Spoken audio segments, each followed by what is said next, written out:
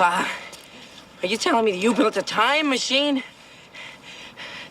Out of a DeLorean? Well, apparently Trump built a time machine because his administration must have used one to fire a park ranger for a law they broke a day before the updated law was put in place. In other words, a park ranger hung a trans pride flag in Yosemite. The Trump regime made it illegal after the fact, but made sure the update was retroactive so they could use it as an excuse to fire a trans rights supporter, and are now threatening to prosecute this individual and the others involved. So I'll tell you what, hit subscribe to Really American Media, and I will explain this whole cluster F of a story. But spoiler alert, Trump is a bully using the power of our government to punish people he disagrees with. Shocker, I know. Meet Shannon S.J. Joslin, a non-binary human who uses they-them pronouns, so I will respect that throughout the story. They're a bat biologist and park ranger at Yosemite National Park. Yosemite Park ranger has been fired, apparently for hanging a trans flag from El Capitan. Shannon S.J. Joslin posted on Instagram that the firing was because of failing to demonstrate acceptable behavior.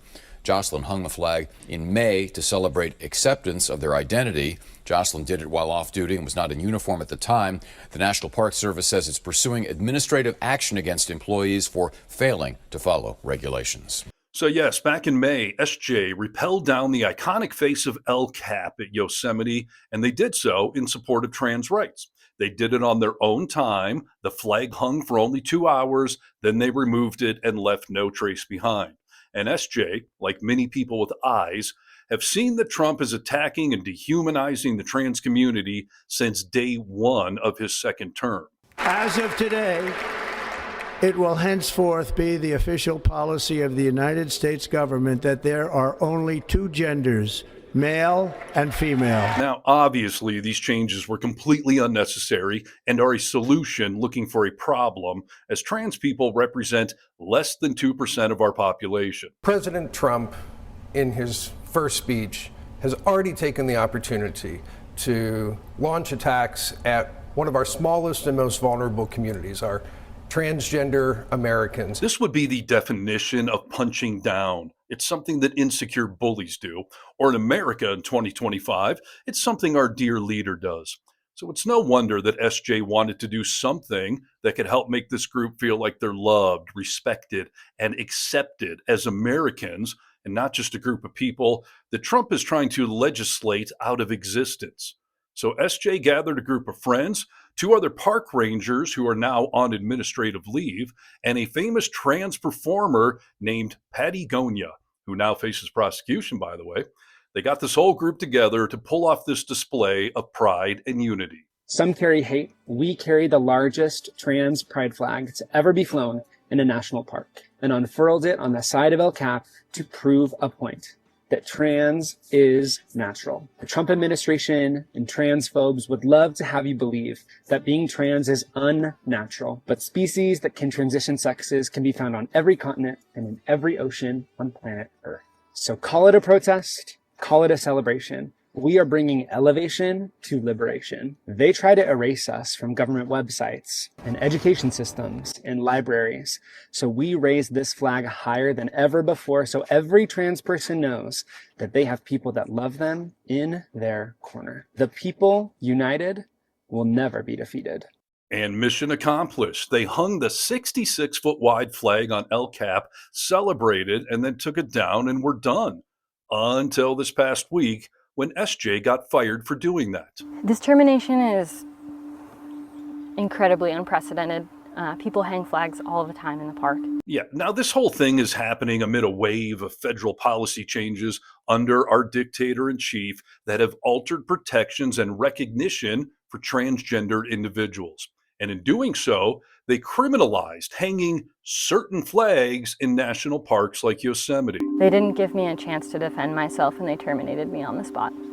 It's devastating to dedicate yourself to something that you don't see partisan lines for, to then be the subject of someone's political whims or their desire for a promotion with the current administration. Now that's very interesting, because in a normal workplace, you don't get fired on the first offense. You get written up and are then given a chance to correct your behavior. Otherwise, lawsuits and everything else follow. And it's not like the National Park Service can claim that something like this has never ever happened before. Who's ever seen or heard of such a thing? There's a long history of people hanging large flags on El Capitan. The past 2 years, there have been 2 other large flags that were hung. There was an upside-down American flag, and there was a Stop the Genocide flag that were hung. A few years before that, there was a Climate Change is Real flag that was hung. Hanging flags when you go up El Cap is kind of a long-standing tradition with climbers. And this is where we get to the apparent time traveling, because when SJ did this, it wasn't against the law. The Trump cronies and the National Park Service changed it after the fact and made the wording update retroactive. And in America, before Trump at least, you can't be prosecuted for a law that wasn't on the books at the time you committed the offense. But apparently you can use it as an excuse to fire someone and threaten others with prosecution that will probably never happen because a judge would laugh it out of court. Allegedly, the termination letter stated a breach in their code of conduct, as well as participation in a demonstration without the required permitting. However, the freedoms granted to us for free speech under the First Amendment do not cease to apply to park rangers when they are off duty. Additionally, this was an expression of identity, not a protest or a demonstration. Even if it were a protest or demonstration, it still would have been allowed without any kind of permits per NPS regulations, given that there were less than 25 people present. At the time of the flag display, May 20th, no rule prohibited hanging flags of any kind on El Capitan. In fact, many flags have hung here previously without any consequences. However, the very next day, on May 21st, acting superintendent backdated a new regulation banning banners, flags, or signs larger than 15 square feet in wilderness areas. Retroactive rule enforcement like this sets a very dangerous precedent. All right, now I'm not done yet, but are you starting to see how blatantly hypocritical this is?